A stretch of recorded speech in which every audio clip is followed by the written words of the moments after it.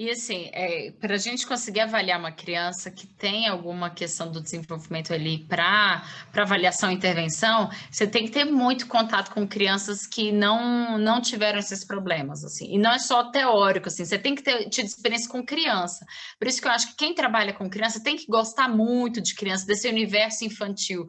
Porque se você não entra em contato com essas coisas, você vai achar a criança muito sem graça, muito chata, ou que interage pouco. Mas se você não sabe se colocar em posição de interação com a criança vai achar você um saco e não vai interagir com você. Assim, e é importante a gente respeitar as crianças, assim. Terapia com criança normalmente demora pouco tempo.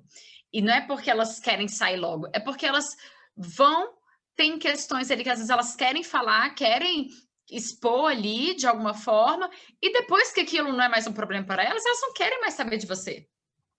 Eu atendi durante, acho que uns 6 meses, uma menina de uns 3 anos.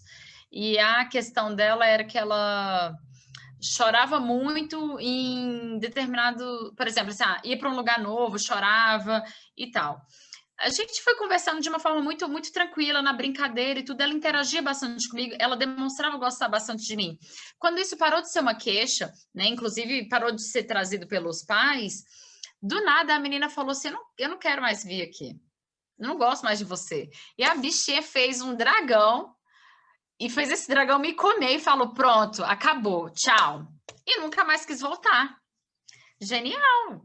Uma criança que foi com uma determinada demanda, obviamente trazida pelos pais, tinha ali uma questão, mas que para ela já deu.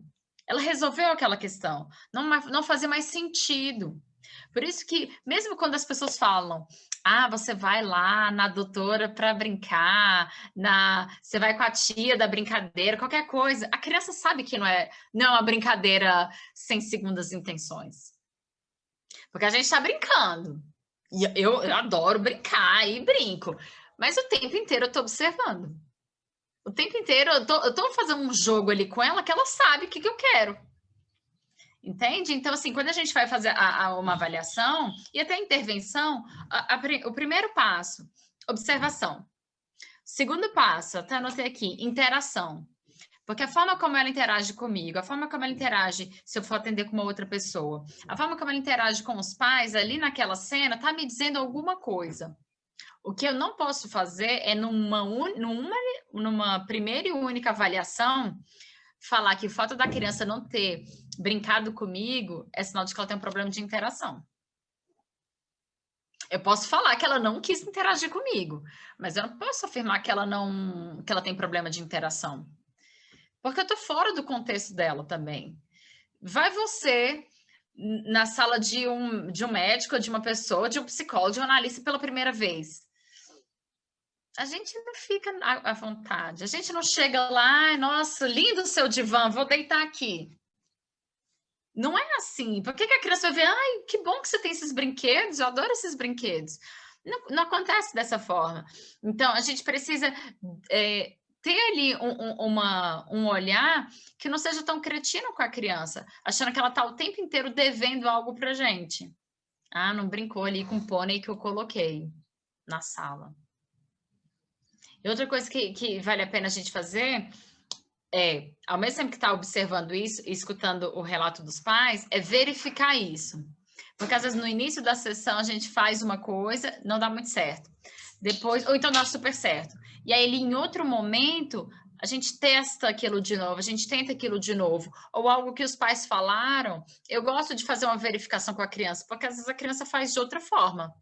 Por exemplo, uma vez uma criança, o pai está falando assim, porque eu falo para ela falar camisa, ela não fala. Aí eu perguntei assim, e ela fala o quê? Aí ele fala capeta. E a criança fica zoando o pai. E o pai não entende que aquilo é uma zoação. A criança tem condições de falar camisa? Tem. Mas ela percebe que quando ela fala capeta é muito mais engraçado, porque choca. E o pai fica, camisa.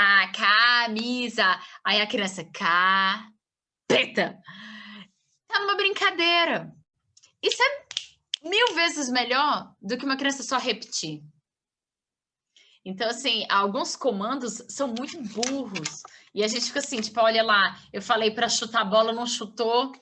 deve ter problema de audição, deve ter problema. Eu não tenho, a criança tem só vontade. Não tenho vontade de jogar bola.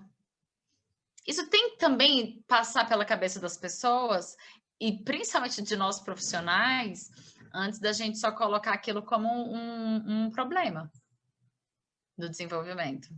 E que pode também, outras coisas que valem a pena a gente observar. Às vezes o desenvolvimento ele vai ser afetado por uma questão aguda, situacional. Pode ser entrada na escola, nascimento, não precisa nem ser do irmão, pode ser do primo, pode ser, sei lá, algo que aconteceu ali na família, a criança responde de uma forma um pouco diferente. A gente precisa saber se aquilo de fato vai perdurar, ou é algo que é só assim, tipo, nesse momento deu uma regredida, ou ficou com febre, internou, e aí não estava legal, mas depois volta. Um capítulo à parte. Sono, alimentação, desfraude, desmame, são algumas das questões assim, que a gente mais recebe queixa dos pais. E a gente precisa avaliar que, assim, isso está relacionado no caso do sono, ao início do sono, à permanência do sono, ou, por exemplo, se a criança tem terror noturno, ou qual é a queixa da criança quando ela desperta. Entende? Assim, para cada situação, a gente tem um tipo de abordagem para poder pensar isso. Isso pensando de uma forma psicologicamente. Psicanaliticamente, é só a gente escuta e vê qual é a questão da criança em relação a isso. E essa, para mim, eu não sei se para vocês também, principalmente para você, Ellen, que está inserido nos mesmos meios que eu, se é uma questão para você. Porque eu estou num contexto hospitalar, eu estou como psicóloga, eu estou num contexto clínico e que as pessoas vão até mim porque eu sou psicóloga, mas o que eu estudo é algo que difere muito daquilo que as pessoas vão em busca, inclusive dos profissionais. Porque isso que eu estou te falando, se a criança tem problema para dormir e tudo mais, e eu recomendo ir no neuro, eu sei que provavelmente o neuro vai passar ou melatonina ou um anti-histamínico. E aí, assim, tipo, caguei para psicanálise nesse momento. Mas, por outro lado, eu fico assim, um pouco em questão com essa possibilidade de, se eu tenho um tipo de informação, será que eu não posso também colocar isso para os pais, para eles poderem decidir? Ou, inclusive, de falar, olha, se você for para esse neuro como você quer, talvez ele te passe uma medicação. É importante que você pense isso. Então, eu acho que eu ainda também estou me encontrando na minha forma de atuar. Porque atendimento de criança é você saber muito, estudar muito a criança, mas é ter muito manejo de jogo de cintura com os pais. E isso é um grande né, Ellen, desafio. que as pessoas que não atendem crianças na psicologia falam exatamente isso. Eu não atendo criança porque tem que lidar com os pais também, então eu prefiro não atender, né? Eu já falei coisas absurdas assim, e hoje eu me relaciono com os pais de uma forma bem diferente. Porque antes era quase como se fosse assim, a criança está assim porque os pais não conseguem fazer isso ou aquilo. Então, a gente tem que tratar os pais para tratar a criança. Hoje eu discordo completamente do que eu pensava e valorizo muito o que os pais estão trazendo, mas sem perder de vista a criança. Porque antes era até difícil eu olhar para a criança de tanto que eu me sentia tomada pelos pais. E hoje eu acho que eu consigo fazer uma escuta dos pais, respeitando a opinião e o desejo deles, e ao mesmo tempo mostrando assim: você está me falando isso, mas você acabou de ver o que sua criança falou? Você viu o que sua criança fez? Olha que incrível! Quando a gente atende crianças e pais juntos, é muito legal porque não é da ordem pedagógica, a gente não ensina a criança a brincar com seus pais, ou seus pais a brincarem com suas crianças, mas muitas vezes os pais que num primeiro momento ficam muito observando a gente ali na interação com a criança, se permitem estar se envolvendo naquela brincadeira, naquela dinâmica com a criança. E normalmente as crianças, obviamente, vão escolher seus pais e se surpreendem quando seus pais podem estar juntos naquela brincadeira. E aí é importante a gente se policiar para não querer tomar o lugar desses pais nessas interações. Então, assim, eu me empolgo nas brincadeiras, aí eu tenho que me controlar, tipo, não, chama lá sua mãe para ela brincar. Ellen, e o bacana é que a gente se diverte junto, né? Essa que é a grande questão, assim. A gente também se permite acionar a nossa criança ali para estar com aquela outra criança, né? E aí eu queria te perguntar assim, Total criança. em que momento é em que você indicaria, então, para um pai levar a sua criança para fazer uma avaliação psicológica? Em que momentos chegam essas crianças até você? Quando é algo muito grave, muito, muito, muito grave, assim, tipo, a criança tem 1 ano e meio, não anda. Porque tem outras questões que a gente precisa abordar. Às vezes a criança vai precisar fazer uma bateria de exames, ou então é uma criança que frequentemente fica doente, ou tá tomando muito medicação, ou, sabe, assim, as crianças precisam de tempos em tempos passar com um médico. E aí volta mais uma vez para aquela questão social. Nem todas as famílias têm acesso. Então, quando eu estou no hospital e eu vejo algumas. Tem criança que eu acompanhei, gente, assim, poucos dias de vida, e depois eu vejo, tipo, 1 ano depois, 2 anos, no corredor do hospital, ali no ambulatório. E aí eu pergunto como é que estão as coisas, e eu vejo algumas famílias um pouco perdidas, que tipo de auxílio eles podem ter. E aí eu oriento, assim, olha, marca a consulta aqui com esse médico, esse neuro, para ele te orientar com algumas coisas, porque, inclusive, nessa questão do TEA, né, do transtorno do espectro autista, tem abordagens hoje que elas são muito menos medicamentosas e mais, não é natural, assim, mas tipo, é mais alimentar. E não só para o TEA, mas também TDAH, algumas questões de sono, porque são alterações que a gente consegue algumas mudanças com alimentação e rotina. E isso, se a gente não tomar cuidado, a gente fica numa coisa de orientação para os pais, o que em termos de uma terapia de base analítica não cabe, mas que quando a gente às vezes vai fazer um único atendimento, ou que a família assim, só quer uma orientação, só quer uma direção, eu faço. Por exemplo, eu vou ver a pessoa uma única vez ali no hospital, no consultório, me dá uma luz. Eu falo, olha, vamos ver aqui algumas questões alimentares, vamos ver se está tudo certinho. Eu vou orientar a alimentação? Não, mas eu vou falar que existem pessoas que podem ajudar. Uma criança que tem, sim, já tem dentinho e só está comendo coisa pastosa, está ali com uma seletividade alimentar, isso também promove, às vezes, outros adoecimentos, outras comorbidades. Isso precisa ser colocado. Então, assim, são orientações muito simples e que têm um efeito positivo. Algumas alterações de mudança de rotina. Por exemplo, alguns casos de sono, o que a gente propõe, né? O que a gente estuda? Uma mudança na rotina que é o quê? A higiene do sono, diminuir tela depois de um certo horário. Tela não é o capeta para o desenvolvimento infantil, mas em alguns horários podem ser muito ruins para as crianças. Por quê? A gente começa a sentir sono porque também vai ficando escuro. E a gente vai entendendo que chega de noite, a gente vai se recolhendo, fica todo mundo em casa, normalmente, né?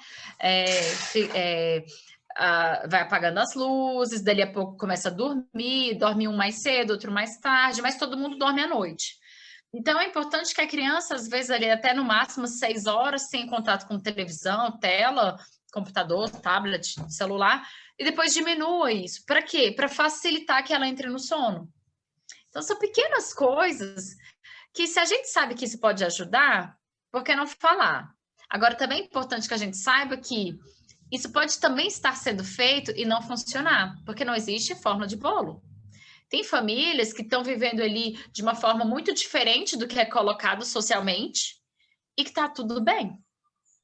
E que está fluindo muito bem. Tem famílias que vivem em condições de pobreza, mas que as crianças estão se desenvolvendo super bem. Ah, mas não está tomando lá o danoninho de inhame com morangos orgânicos, tudo. Não, é o danoninho mesmo industrializado, cheio de açúcar, corante, tá tudo de ruim. Delícia. E a criança está se desenvolvendo super bem. Então, assim, é muito complicado essa coisa de, assim, o que vai dar certo, o que vai dar errado. A gente não sabe. Não tem como saber. Você pode fazer o melhor pré-natal do mundo. Tem como você garantir que você não vai ter nenhum problema? Não. O pior pré-natal do mundo. A pessoa descobriu que estava tendo filho ali no chuveiro quando o menino estava descendo. pode falar que isso é problemático? O meu mestrado foi um caso de gestação decorrente de estupro. A hipótese arrogante que eu tinha era: existe um risco aumentado das gestações decorrentes de estupro que as mulheres optam por não abortar ou não colocar para adoção? Eu achava isso. Eu estudei e o que eu descobri aqui, não sei, não dá para falar isso. A que eu acompanhei durante 3 anos, o desenvolvimento da menina é perfeito. Sabe, assim, amamentação, depois o desmame, desfraude, questões cognitivas, questões neurológicas, questões sociais, questões psicológicas, relação mãe-bebê, tudo padrão, padrão, padrão, padrão. E então, a gente pensa, o pior contexto nem sempre tem o pior resultado. E essa, acho que é até uma angústia geral da vida, né? A gente nunca tem certeza de nada, a gente estuda, existem teorias, existem hipóteses, existem possibilidades de tratamento e tudo mais, mas às vezes dá certo e às vezes não, né? É muito relativo. E isso é que é angustiante para qualquer pessoa que vem procurar uma avaliação. Tem muitos casos, assim, de pessoas que vieram procurar avaliação, que já tinham feito outras avaliações ou que já tinham feito algum tipo de tratamento e já chega desanimado, porque acha que não tem mais para onde ir, que já tentou fazer de tudo e é isso. E que o que eu preciso não existe ainda, ou talvez nunca nem vai existir, né? E aí? Me fala mais sobre isso, né? É a única coisa que a gente pode falar. Não existe essa coisa, né, Ellen, de vem aqui que eu vou te ajudar. Não sei. Né? Assim como, já tentei ABA, já tentei Denver, já tentei Floor Time, já tentei isso, agora vou tentar psicanálise. Psicanálise vai resolver? Não sei, dificilmente. Depende, assim, né? E por que eu falo dificilmente? Porque, primeiro, eu não sei o que a pessoa de fato está buscando. E provavelmente o que ela busca não existe. Psicanálise vai oferecer uma escuta. Dolorosa, difícil. Mas é o que é possível. Não existe promessa, né? E eu acho que é muito importante, eu escutei de uma obstetra, gestação é correr risco. Criar uma criança é correr risco, porque não é só na gestação, né? Quando uma pessoa adota uma criança, é correr riscos. Ou a gente aceita isso, ou a gente vai fazer outras coisas que tem outros riscos. Porque, né? Então eu não vou ter filho, não vou correr riscos. Você vai correr outros riscos. Exatamente. Já estamos quase fechando em 4 horas. Eu não sei se o Zoom me avisa quando tiver dando 40 minutos, eu nem sei se já deu mais, enfim. Alguém tem alguma dúvida, alguma pergunta, queira contribuir, que tá todo mundo tão quietinho, né? Podem falar. Antes do Zoom fechar aqui a gente, não sei como funciona. Eu vi que entraram umas pessoas depois. Boa tarde. Oi. Oi, Thalys. Eu tenho uma pequena pergunta, você falando sobre o terror noturno. É engraçado que eu cuido de uma criança, ela tem 4 anos, e ela tá com muito terror noturno, e a gente pensou até que fosse por televisão, tablet, resolvemos tirar, e ela ainda continua. E aí foi engraçado que a gente ficou, tipo, se perguntando, né, o que poderia ser, e aí eu fiquei lendo um pouco para saber também o que poderia ser, ou como eu poderia ajudar, só que ainda não tive aquela alternativa de falar para a mãe, busca um psicólogo que seria bom, porque eles ainda têm um pouquinho de receio, sabe, de levar. E aí também, porque se encaixa um pouco como avaliação, né, então aí eu não sei, me ajudem. Não necessariamente uma avaliação, mas assim, talvez seja um espaço para escuta. Porque o que acontece é que o terror noturno, ele acontece de uma forma que naturalmente tende a parar. Eu estava estudando isso essa semana, inclusive, assim, dos distúrbios de sono, o terror noturno é um deles. E pode ser um tipo até de processamento natural da criança, de coisas que ela está vivendo. Porque se a gente for parar para pensar, gente, na infância, a gente vai tendo uma separação entre o que é realidade, fantasia, imaginação, processos simbólicos, tudo isso vai se organizando. A nossa percepção, inclusive espacial, ela é muito diferente. Você entra num ginásio com 3 anos de idade, você vê assim, cara, estou no Maracanã. Você entra nesse mesmo ginásio, quando você tem assim 15 anos, você fala, nossa, meio pequena que é essa quadra. Entende? São percepções que a criança ainda não tem condições cognitivas de processar. Isso também vem as questões de qual o suporte que ela tem para lidar com isso. Eu estava ouvindo da médica nessa aula do terror noturno, que ela falou assim, normalmente isso acontece, a criança ainda está dormindo, e aí recomenda que não acorde a criança, mas que esteja ali por perto dela. Quando a criança acorda e traz isso, é importante que a gente consiga escutar. E não só fala assim, mas isso não acontece de verdade, ou isso é mentira, isso é coisa da sua cabeça. Não, a criança precisa ter espaço para falar sobre isso e, inclusive, mudar o desfecho disso. Por exemplo, eu sonhei que tinha um bicho, estava com a sensação de que tinha barata pelo meu corpo e tal. Vamos fazer alguma coisa com isso? E a gente pode fazer toda uma brincadeira em cima disso que a criança traz e fazer um outro desfecho. Sim, interessante. Esse falando também do não acordar, essa semana ela acordou a criança e ela levantou assustada, correndo pela casa. Uhum. E me preocupou também um pouco, assim.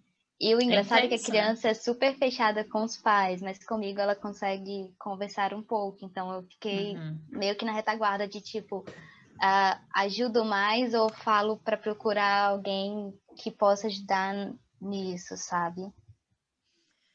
Uma criança, ela precisa de um entorno. Nem sempre... Pai, mãe, já tem muita coisa que faz com a criança. Você já faz um trabalho ótimo. Mas, às vezes, a criança ela vai contar com o apoio de outras pessoas. O psicólogo é só uma outra pessoa que ela ainda não conhece, não é do convívio dela. Tem uma outra relação. Mas, às vezes, certas relações, elas também são terapêuticas. Não tem esse objetivo terapêutico, mas tem um objetivo de dar suporte para aquela criança. É igual quando a gente pensa assim, e nos casos de um bebê cuja mãe está com depressão pós-parto, isso vai impactar o desenvolvimento do bebê? Não, porque o que não pode falhar não são os pais, é o meio. Se você tem condições de ser para essa criança um continente de... fulana, vem cá, me conta, o que você sonhou, o que você percebeu, o que você viu, o que você está sentindo, me conta, deixa eu tentar te ajudar. Você está fazendo um trabalho ótimo, só que é pela via do afeto, do carinho, é uma relação. Se você percebe que mesmo assim isso não se apazigua, se isso vai ficando cada vez mais intenso, talvez precise sim de uma intervenção profissional, entende? Okay, mas tem muita coisa com criança que o próprio entorno dá conta. Sim, verdade. Obrigada, Ellen. Não, imagina. Dúvidas, comentários, contribuições para isso? Ellen, você estava falando dessa questão que a criança ainda está se organizando, né, no campo do simbólico, do imaginário, do real, e é tudo muito junto e misturado. Eu fico pensando, se para mim, que muda a rotina constantemente nessa pandemia, que eu mudei, sei lá, umas 3 vezes, eu tô precisando dormir muito para elaborar muita coisa, porque não dá tempo, imagina uma criança, né, que é muito conteúdo de uma vez só para a gente elaborar, e o quanto esse sono e esse...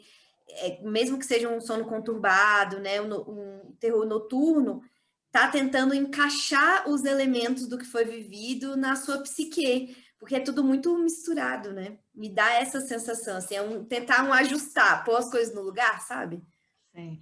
Você, como pessoa adulta, você tem esses recursos. Qual é o recurso que as crianças têm?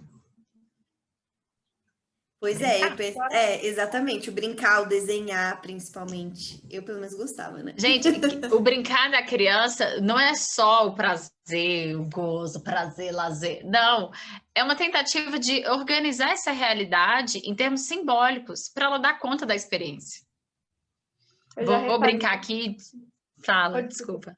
Eu já reparei que nos dias que eu sento com a Aurora e brinco com ela, tipo assim, sento atenção exclusiva, só para ela, para mais nada, sem tela, sem o irmão por perto, sem nada por perto, são os dias que ela dorme melhor. Ai. E E aí que tá, isso não necessariamente tem que ser uma receita para todo mundo, mas que você percebe, né, Thaís, que funciona com a sua filha, que funciona com você. E se vocês têm essa disponibilidade, porque obviamente que é muito difícil também ter esses momentos. Você tem um filho pequeno, você tem uma casa para fazer, cuidar, você tem seu trabalho, você tem suas coisas, tem muita coisa para fazer. Mas da gente perceber que nem tudo é patológico, nem tudo vai precisar de uma intervenção externa profissional.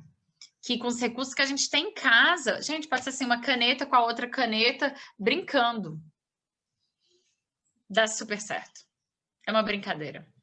Então, assim, existem muitas questões do desenvolvimento que a gente precisa pensar para não cair num modo de assim, sabe, tipo, o modo de fazer que é só para um certo tipo de pessoa, que começa lá no enxoval em Miami. Tipo, não. Crianças que não têm Baby Alive também podem se desenvolver super bem. Nada contra Baby Alive, gente.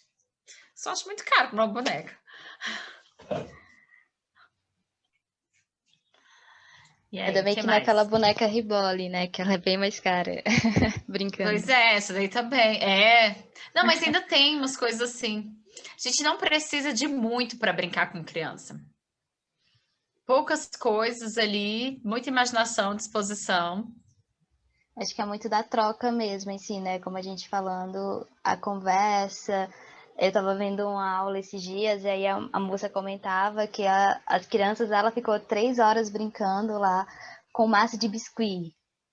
Assim, e os pais trabalhando, fazendo outras coisas, então eles vão se reinventando também. E é nisso que eles vão, não sei, sabe, criando mesmo toda a sua subjetividade mesmo. Uhum. É isso aí. E aí, gente, o que mais? Só queria dizer que foi bem legal trazer uma luz ótimo. assim, do que é importante para a gente prestar atenção, porque às vezes a gente fica meio perdida. Às vezes sim. O farol é sempre a criança. Sempre. A criança está comunicando para a gente o tempo inteiro. O tempo inteiro. O tempo inteiro. Eu lembro de uma situação com meu sobrinho, ele tinha 1 ano e pouquinho. E eu não tinha muito jeito assim com criança. E aí eu fui tentar colocar a camisa nele, a blusinha nele, e ela tem um botão. Aí, gente, eu lá fazendo força, aí ele, não, tia.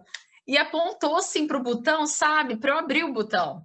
Aí, tipo, tá, desculpe, tudo. Então, a criança, gente, ela facilita muito a nossa vida. Se a gente estiver aberto para o que ela está falando. Porque o tempo inteiro elas estão falando das coisas. Mesmo as que não falam, elas estão mostrando o caminho.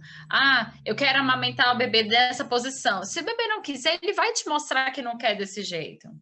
Não gosto dessa música, não gosto desse jeito. Então, a gente tem que aprender a escutá-los. Se a gente quer ter uma interação que seja boa, que seja profícua também. Pessoal, mais alguma... Eu acho que foi tudo muito perfeito. A Ellen disse tudo agora no final. Ellen, você ouviu que a Thalissa Perigoso falou? isso, eu disse tudo. Que eu falei tudo no final? Sim, fechou com chave de ouro. Foi ótimo. Ai, obrigada. Estamos aqui, gente. Vamos discutir essas questões. Mais alguém queira trazer alguma coisa? Então, ela, acho que a gente pode ir encerrando. Sim, obrigada, gente. Foi